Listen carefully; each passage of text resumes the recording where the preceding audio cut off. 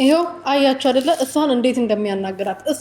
እንደሚያናግራት አያችሁ አይደለ ሩትዬ ግን እውነት ስላላት እሷ እውነቱን ስለምትናገር ከሷ ጋር ተስማምቶ ተባብሮ ተነመካክሮ መጥቶ ስራው ስለሚሰራ እሷን እውነቱን እንዳትናገር አፋፋውን ይላታል እዚህ ግን ሄርሜላ ስትናገር ነገሩን ጨርሳ ተናግራ እስከምትጨርስ በትክክል ነው ቆሞ ተሰማት የነበረው ይሄ እንከፍ ነው ሰውዬ ማለት ነው ግን የጠየቃት ጥያቄ ደስ ብሎኛል አንደኛ የመጀመሪያ የጠየቃት ማለት ነው ለምንድነው እነሱ በፊት ለፊት ነገሩን ሁሉ ነገር ሲያረጉ የነበረው አንቺ ለሶስት ቀን ለምን ነበር ከካሜራ የደበቅሽኝ ለምንድነው ከሀገር ይዘሽኝ ስትወጪ ከቪዲዮ ያልቀዳሹ ብሎ ሲጠይቃት እንግዲህ ያው ሰው ምክንያት አጣጣም ስለሚያዳምጣት እኔ አውቄ ነው እንደዛ ያደረኩት መጥቶ እንዳይበጣብጡክ ያለንበትን ቦታ አውቆ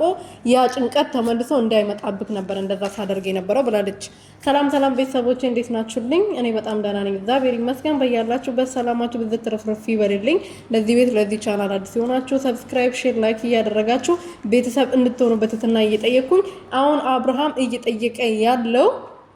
ያለው ለምን ነበር እንደዚህ ስታደርጉ የነበረው ምናምን ብሎ ነው ግን መስቀሉ ላይ ምን ተደርጎ ነበር ለምንድነው